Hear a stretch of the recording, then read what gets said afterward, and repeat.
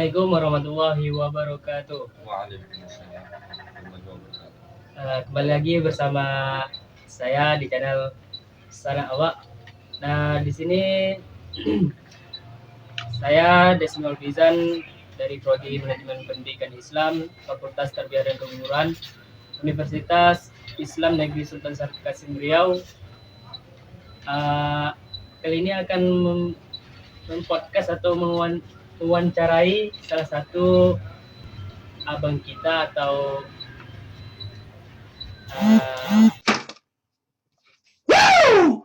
What the fuck? ya ketua senat mahasiswa Fakultas Tarbiyah dan Keguruan yang kerap dikenal dengan Bang Fahmi. Boleh perkenalkan Boleh. diri Baik. terlebih dahulu, Bang. Bismillahirrahmanirrahim. Izin sebelumnya perkenalkan, nama saya Farizal Fahmi, jurusan Pendidikan Agama Islam, Fakultas Tarbiyah dan Keguruan, UIN Riau, asal dari daerah Kabupaten Rokan Hilir, Kecamatan Tanah Putih, Kampung Huluan Rantau Bais. Untuk saat ini masih mengemban amanah di Senat Mahasiswa Fakultas Tarbiyah dan Keguruan. Itu mungkin sekilas perkenalan dari saya. Baik, terima kasih, Bang. Di sini sebelum kita memulai wawancara atau mempodcast terlebih dahulu, saya ingin tahu nih, Bang, sejak kapan Abang menjadi ketua senat mahasiswa itu? Baik, terima kasih. Kalau ditanya sejak kapan saya menjadi senat mahasiswa Fakultas Tarbiyah dan Keguruan, saya menjabat menjadi ketua senat mahasiswa Fakultas Tarbiyah dan Keguruan itu mulai dari Januari tahun 2022. Ya, jadi bakalan berakhir juga di Januari tahun 2024.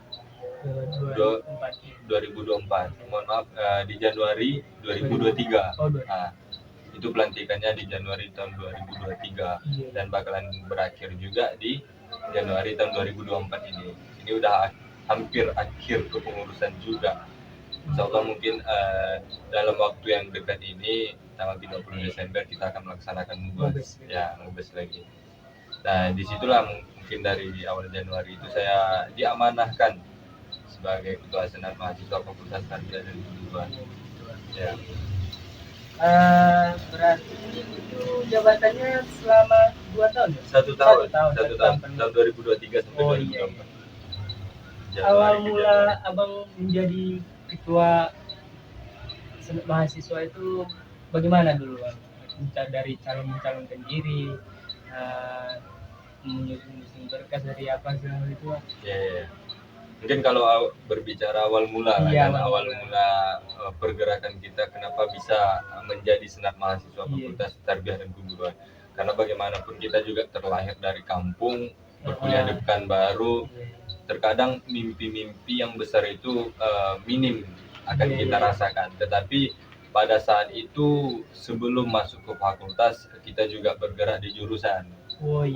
Di jurusan bukan bupati tetapi hanya sekedar kabid, kepala bidang.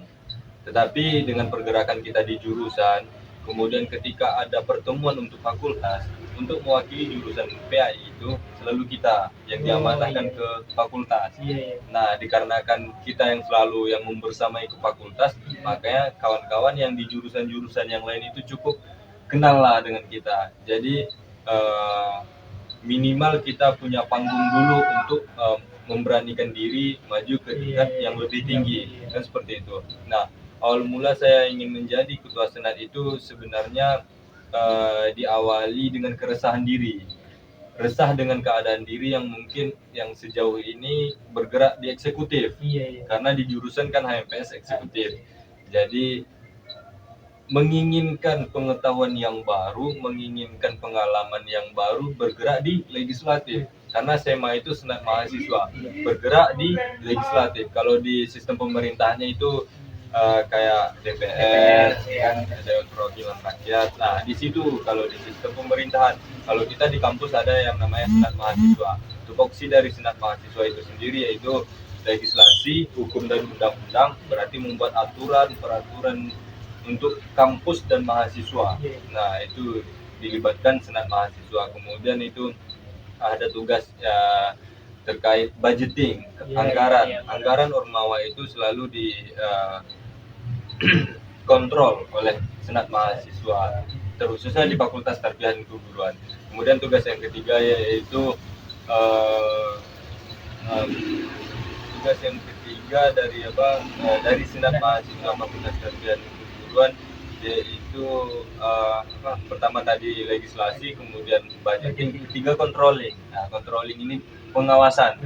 Setiap kegiatan dari Ormawa, organisasi mahasiswa sefakultas Tarbiyah dan Keguruan diawasi. Ketika di awal kepengurusan kita buat rapat kerja.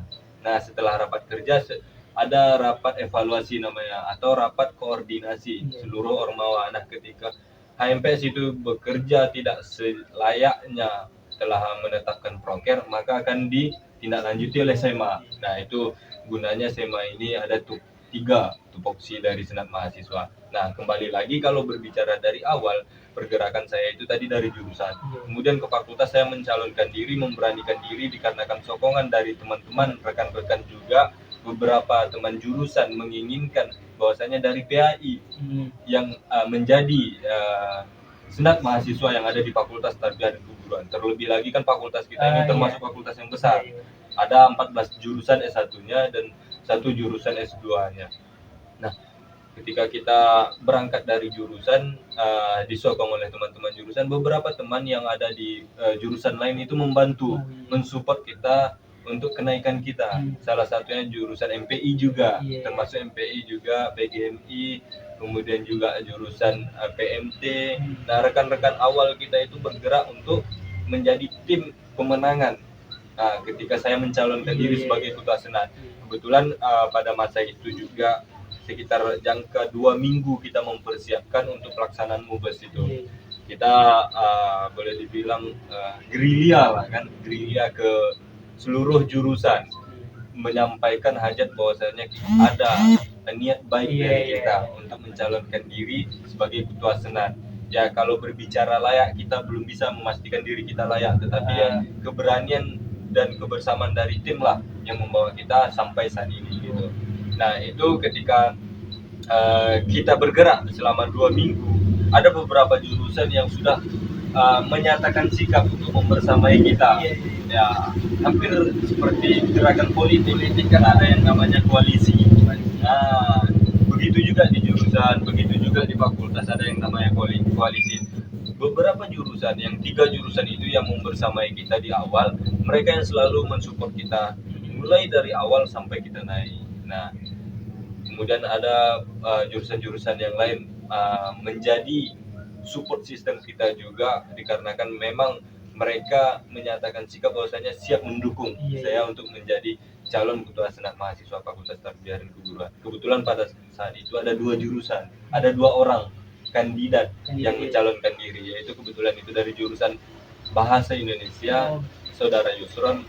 Nah, ketika itu jumlah suara yang masuk forum ada 13, karena ada 1 jurusan yang tidak masuk forum.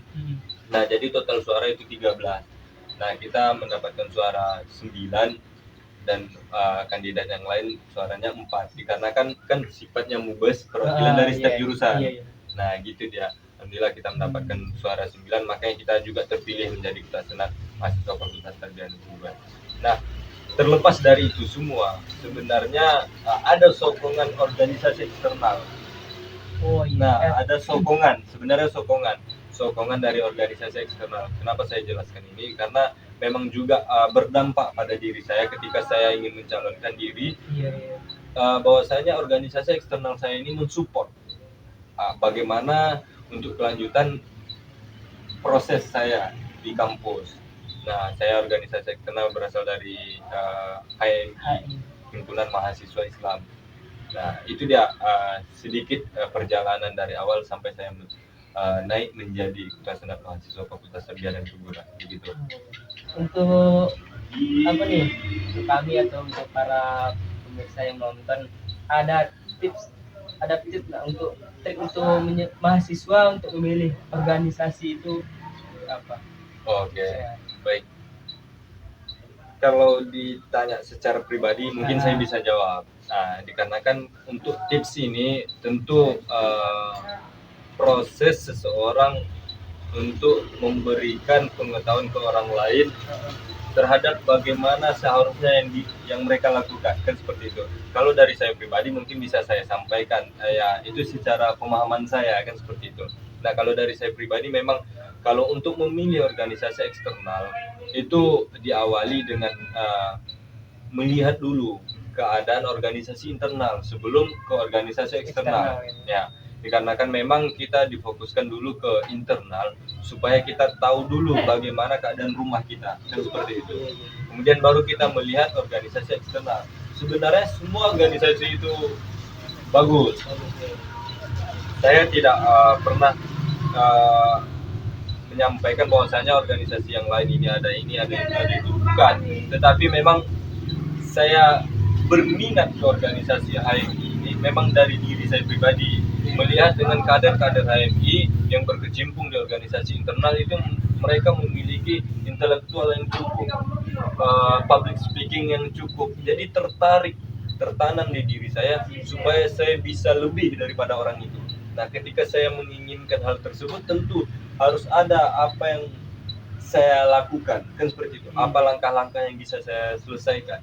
Nah, kalau berbicara mengenai tips, mungkin itu tadi kita pahami dulu organisasi internal, kemudian setelah berkecimpung kita di organisasi eksternal, baru kita cari informasi terkait organisasi eksternal tersebut. Setelah kita cari tahu, kita lihat keadaan organisasi itu apakah memiliki pamor yang cukup, ataukah organisasi tersebut sesuai dengan keinginan kita, dikarenakan kita punya planning nih untuk kedepannya.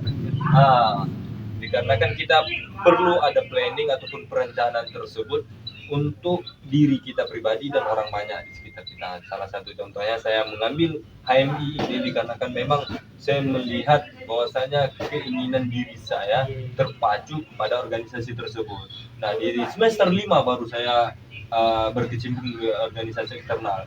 Semester 5 saya masuk HMI, semester 7 saya disupport juga oleh teman-teman jurusan dan HMI bahwasanya untuk menjadi senat mahasiswa tersebut, inilah saya bantu bagaimana semampu saya. Nah, itu kata teman-teman dari organisasi eksternal. Begitu juga dengan internal, makanya kita juga bergerak di internal, kemudian juga bergerak di eksternal supaya bisa jumpa klubnya itu. Ketika kita di jurusan kita ada punya teman, ketika di fakultas kita ada orang yang kita kenal, ketika di Cipayung kita ada punya kenalan. Nah, itulah butuh sangat membutuhkan relasi tersebut. Bagaimana 40% dari perkuliahan kita ini mungkin itu menjadi patokan ketika kita di bangku perkuliahan ataupun di dalam kelas, tetapi 60% lagi kita dapatkan di luar. Nah, edukasi, pemikiran, bagaimana relasi kita bangun bakalan terasa pada diri kita setelah kita menyelesaikan S1 ataupun perkuliahan. Makanya ketika kita mungkin udah kenal dengan orang yang besar, setelah kita selesai dari kuliah, minimalnya itu kepala sekolah dari sekolah itu kita kenal. Nah, itu untuk membantu. Makanya kita perbanyak relasi itu sangat dibutuhkan. Itu tadi tipsnya. Salah satu bermain di jurusan, kemudian juga bergerak di eksternal, kemudian perbanyak itu relasi dan perbanyak literasi juga untuk pengetahuan dan edukasi kita. Dan seperti itu. Karena di HMI juga diajarkan ide Polstrata. Ide Polstrata itu ide politik dan strategi. Nah, kenapa diajarkan seperti itu? Dikarenakan memang kita diajarkan supaya ketika nanti kita berkecimpung di masyarakat, kita nggak kaget lagi. Udah tahu apa step by step yang akan kita lakukan. Nah, itu dia. Plus dari kita mengikuti organisasi eksternal dan organisasi internal yang ada di kampus. Seperti itu. Terakhir nih pesan untuk seluruh teman-teman yang melihat podcast ini. Memang penyampaian saya ini tidak sepenuhnya itu sesuai dengan pemikiran teman-teman, tetapi apa yang saya pikirkan itulah yang saya sampaikan, apa yang kita rasakan itulah yang saya sampaikan, apa yang menjadi pengalaman saya, ya itu saya sampaikan. Dikarenakan memang guru terbesar itu merupakan pengalaman kita sendiri. Nah mungkin sedikit ataupun closing statement dari saya bahwasanya jangan pernah kita merasakan puasnya akan ilmu, terus menggali apapun itu potensi yang ada pada diri kita, karena hal kecil yang ada pada diri kita bisa jadi itu merupakan hal yang mendorong kita menuju kesuksesan. Mungkin seperti itu closing statement dari saya. Mungkin cukup sekian, saya akhiri. Assalamualaikum warahmatullahi wabarakatuh. Waalaikumsalam warahmatullahi wabarakatuh. Sampai jumpa di lain waktu. Sudah ya, wassalamualaikum warahmatullahi wabarakatuh. Waalaikumsalam warahmatullahi wabarakatuh. Hidup mahasiswa. Hidup mahasiswa. Oke. Audio Jungle.